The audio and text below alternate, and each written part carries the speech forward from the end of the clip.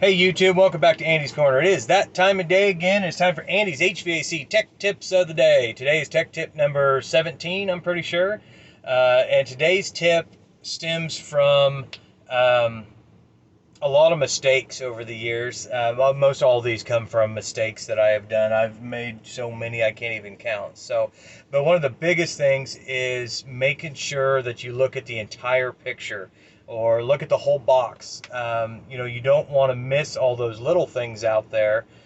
You think you have something fixed and then you didn't pay attention to all the other little problems that were out there. So, when you go to a house, you have to make sure you look at the entire system, not just that unit. The system incorporates the ductwork, the equipment. You've got a thermostat, you've got flue pipes, gas line, drain lines. There's all kinds of things that actually involve that system. That's not just the box. It's not just the furnace sitting down there in the basement, or it's not just the air conditioner sitting out there. There's a lot more to it. So you want to make sure you look at all of it. A good example would be like a capacitor call. Everybody loves capacitor calls in the summertime because it's usually an easy diagnostic. It's an easy repair.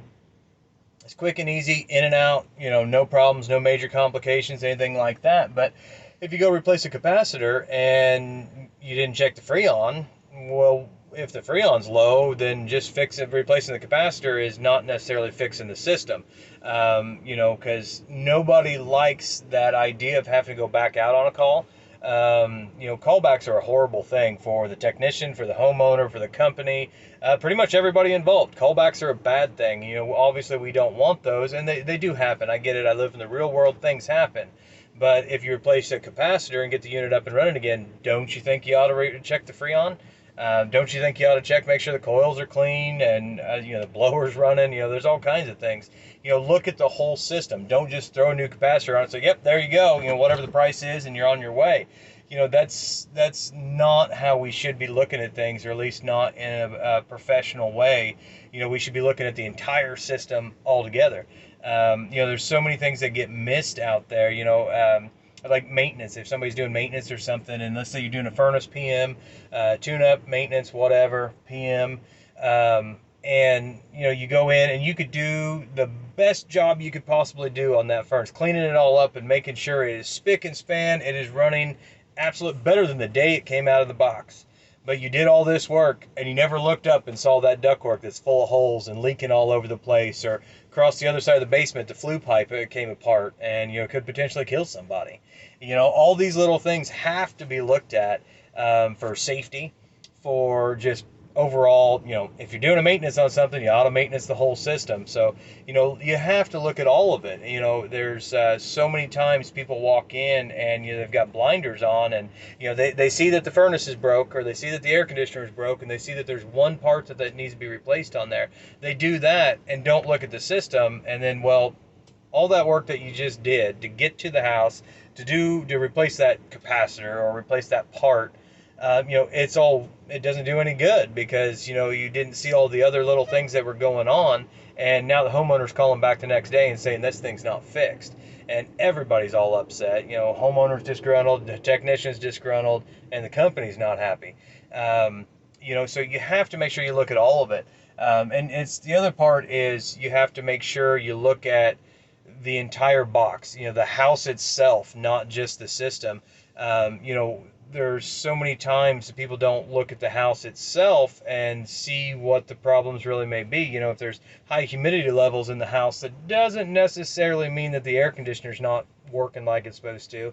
It could be something going on with the house. They got crawl space vents open, or got a window open. I remember one time went out on a call, and this gentleman, he was an older guy, funny character, but he purchased a new air conditioner, and this was like the first or second summer of it, I think. And he said it had been working fine, but in the past few weeks, once it gets hot outside, the thing can't keep up. And he swore up and down that the unit wasn't the right size, the unit was broken, something was wrong. And he was all worked up about it and everything else. So we go out there and check it all out. The unit is running to a T. I mean, their numbers are perfect. There is nothing out of the ordinary whatsoever with the unit itself. And, go inside and talk to him about it. Say, oh, no, there's something wrong with this unit. It's not the right size. And so, well, we did a load calculation on it. We rechecked all the paperwork. load calculations were all done. They were all done accurately. We know you have the right size air conditioner, everything like that. At this point, you go around looking at the house because you got to look at the whole box, right? You know, you got to think that building, the house or the business or whatever we're working on, it's just a little box that we have to keep cool or we have to keep warm. So you go around looking, and all of a sudden you figure out this guy has a kitchen window open. And so, I asked him, I said, why is the window open? You know that window's open, right? And he's like, oh yeah, I opened it. It's like, okay. And we're running the air conditioner at the same time. And he said, oh yeah, I have to have ventilation in the house. I said, well, what kind of ventilation are you getting? He said, well, I opened the window, lets fresh air in. I said, but your air conditioner's running too. And he says, well, yeah, the air conditioner, that ought to be able to, keep up with that. And I said, well, you have a large window here that you have open. It is 95 degrees outside and like 75-80% humidity, and you're yelling because your air conditioner, the thermostat is actually only like 2 degrees behind. I mean, I'm impressed with this air conditioner. As much humidity you're bringing into this house, this unit is only fallen behind, or it's keeping it within 2 degrees of what you're setting it for. I find that pretty impressive, really. And no, he swore up and down that he needed ventilation in the house, which granted, there are some cases where people need ventilation, but it has to be controlled ventilation with HRVs and different things like that, because we don't want to just dump humidity and cold air, hot air, and all these things. So either way, the whole point is, and by the way, it was a very hard struggle to convince him to close this window, but we got it done. But whatever, he was a funny guy. But either way, we have to make sure we're looking at the entire picture. We're looking at the whole box, not just that piece of equipment or that one part that we found failed. Because we have to make sure we're looking at everything, because there's so many other things that are involved that are more than just that one thing you're looking at. So that was my whole point. Make sure you look at everything, check the whole job over. Make sure you like, subscribe, share, and comment as much as possible. Make sure you hit the little bell icon up there. That way you get notifications every time a new video comes out. Thank you and God bless.